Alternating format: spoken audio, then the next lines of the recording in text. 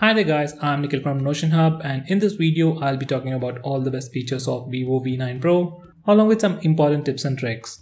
I'll first start off with the best features and then move on to the tips and tricks section. So if you're bored anywhere, just skip ahead, but make sure you definitely check out the tips and tricks section.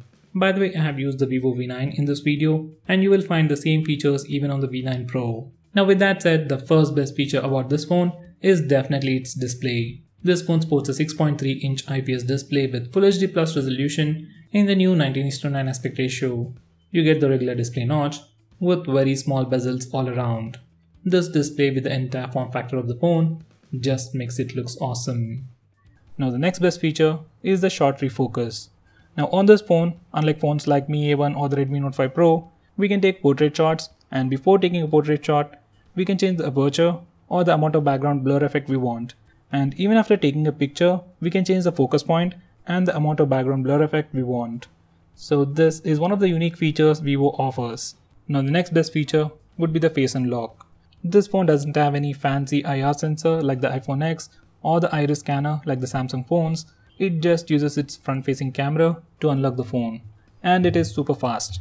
And in low lighting conditions, it takes like a second to unlock, which is again much faster than phones like Redmi Note 5 Pro. Now with that said, next we have AR stickers, where we can add these funny animation things to your face using the front and rear cameras. Even Oppo F7 offers this feature. On Vivo, there are more stickers and the implementation is slightly better. Next we have some camera gestures like touch, voice and palm.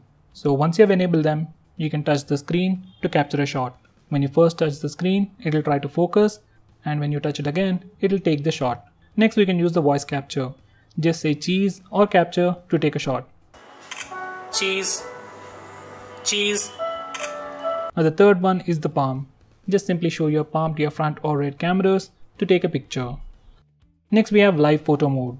Simply enable it. Every time you take a picture using the front or rear cameras, it will record few seconds as video and link it with your picture. And you can check out that video in this way.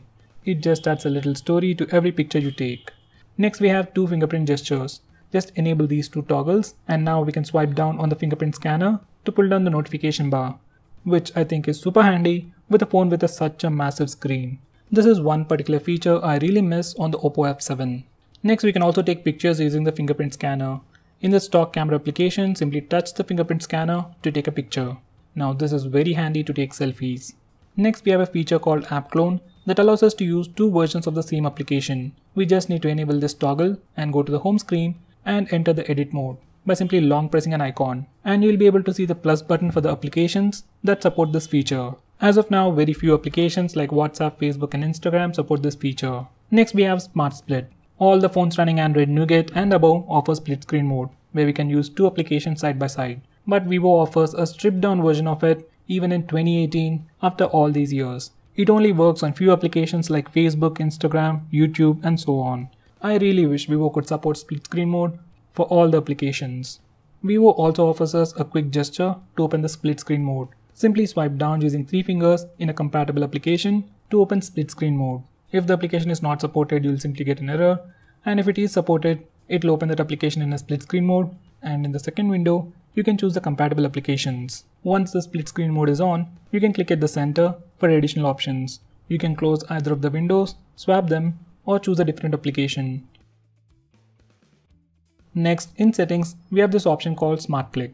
It's a quick shortcut to allow you to perform some actions when you press and hold the volume down button when the display is off. I prefer to use the flash. When the phone is locked, press and hold the volume down button to toggle the flash. By the way, it doesn't work if you're playing some music. You can also choose to record audio, open the camera application and do other stuff. Next we have one-handed mode. This phone has a massive screen and obviously you need two hands to use this phone. But for some reason, if you want to use this phone single-handedly, or maybe unlock the passwords or use the keyboard single-handedly, you can do all that from these settings. To completely shrink the screen, you can do this gesture. You can do it again to maximize the screen. Next we have 3-finger screenshot. Before I show you how to use that, let me show you how to take a normal screenshot. Simply press the volume down and power button both at the same time to take a screenshot.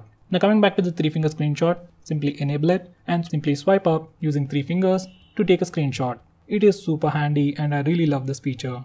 Next we have long screenshot. Now once you take a screenshot, you will get a small preview on the top right corner of the screen. Now if you want to take a long screenshot, click the long screenshot button, your phone will take a long screenshot.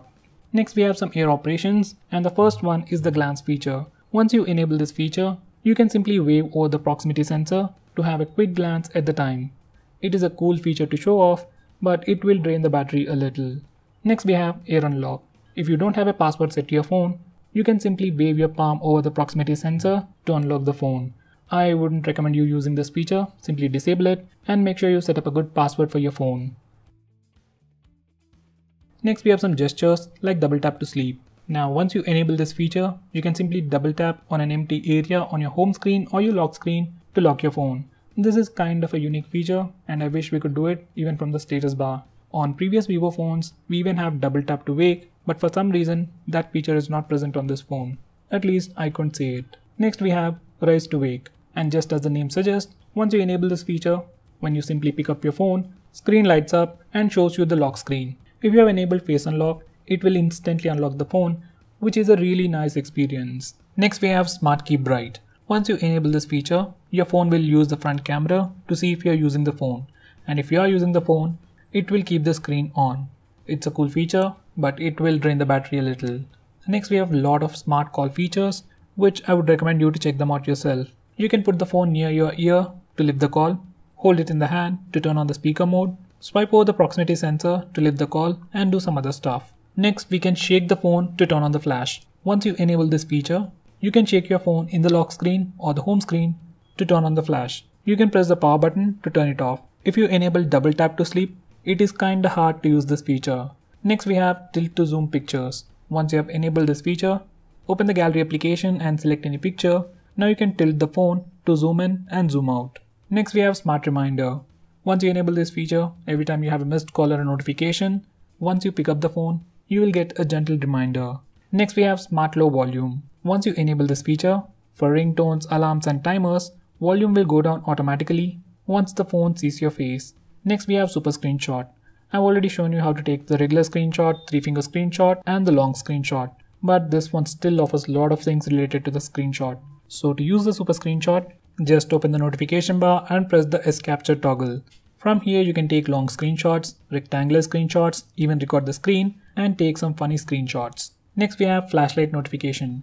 Once you enable this toggle, every time you get a call or a message, LED light on the back flickers, giving you a visible indication. It will come in handy if your phone is in silent mode in a dark room. Next we have easy touch, which is like a floating bubble just like on an iPhone with some additional options. You can single tap it for additional options, and we can also choose a custom action for double tap, like going back, going to home screen, pulling down the notification bar or taking a screenshot. It is exactly like the feature seen in the iPhone with limited features. Next we have eye protection mode. This feature is also called as night mode and reading mode in other phones. You can turn it on by using this toggle or from the notification toggles or based on a specific time. This mode protects your eyes at night by filtering blue light. Next we have gaming mode. Once you enable this particular feature for any particular game, you get additional options like putting the calls in the background, auto rejecting the calls, blocking all floating notifications, and disabling automatic Wi-Fi connection. Now if you play a lot of games and don't want to be interrupted, this particular feature is a lifesaver. Next we have navigation gestures, which resemble the iPhone X a lot. We can swipe from the right side to go back, swipe from the center to go home, swipe and hold for recent apps, and you can swipe from the left side for control center. Next we have Face Beauty for video call. Now this is kind of a unique feature that can be found only in the Oppo and Vivo phones. For some reason, if you want to use the beauty mode while using third-party video calling apps like WhatsApp, this phone allows you to do that. Next we have Super Power Saver mode. Once you enable this mode, all the applications will be killed and you will be given access to only 4 applications: Phone Dialer, Messenger, Contacts and Clock. And that's all you can do, but it will drastically improve the battery life. Let's say you're running really low on battery and don't want your phone to die, you just want to answer calls, simply enable this mode and your phone will last for hours. Next we have an app lock built into the system. For the first time when you open it up, it'll ask you to set a password and then select the applications that you want to lock. Now the best thing about this phone is we can unlock the locked applications using the password or the fingerprint or even the facial recognition system. So most of the time, in good lighting conditions, you might never even see the lock screen if you have facial recognition on. Next we have task timer. This feature is called as schedule power on and power off on other phones, and as the name suggests, it will allow you to power off and power on your phone at a specific time. Next we have network management. where we can disable internet access to applications or Wi-Fi and mobile data.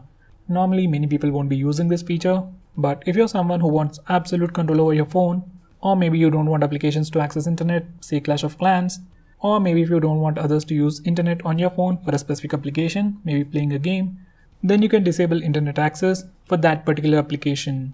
Next we have wireless display. Using this feature we can cast the screen of your phone to a smart TV or a Chromecast. I personally use this feature to cast the screen of my phone to my TV while watching a movie on Amazon Prime. Next we have a floating video player. The stock video player that comes on this phone gives us the option to play video in a floating window. And this is how it looks. We can also swipe on the right side to increase the volume, swipe on the left side to increase the brightness, and swipe left or right to change the playback position. Next we have motorbike mode. So once you enable this mode, you get some additional options like rejecting all the calls, only accepting favorite calls while you are driving the bike, automatically respond to the callers with a message, or let you answer the phone if your speed is less than 10 km per hour. It's a cool feature, but we have to manually turn it on and turn it off. I wish we could automate it. Next we have background apps. By default, this phone is configured to kill all the applications running in the background after some time, but if you don't want some specific applications to be killed, say like WhatsApp or Facebook, you can whitelist them from this page. Next we have auto start management. When you kill applications from the recent tabs page, some applications restart and run in the background. Apps like Facebook and WhatsApp might be important, but apps like Amazon, Flipkart or even the UC browser need not run in the background. So from this page you can block such applications from restarting in the background and thereby improving the battery life. Next we have auto call recording. If you're someone like me who wants to record all the calls that they receive on your phone, we can do it on this phone. Just go to the phone dialer settings and we have the option for recording all the calls automatically.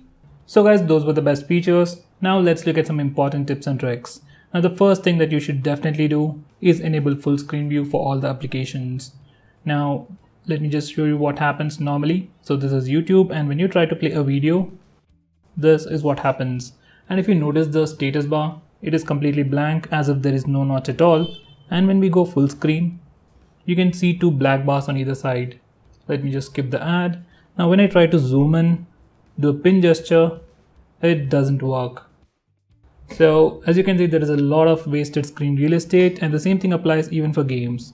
Now to make this application or any other application open in the full screen mode, go to settings, then display settings,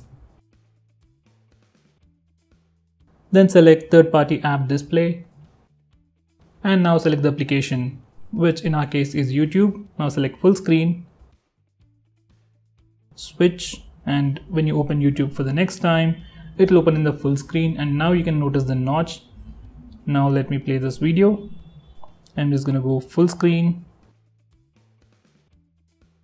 Now if we do a pin gesture, it goes full screen, and we can even see the video even near the notch. So it's taking complete advantage of the screen, and now the display feels more immersive. So if you find any applications that are not using the screen properly, then you simply go to display settings and enable full screen display for that particular application. Now the same thing happened even with Leo's Fortune. Where's the game?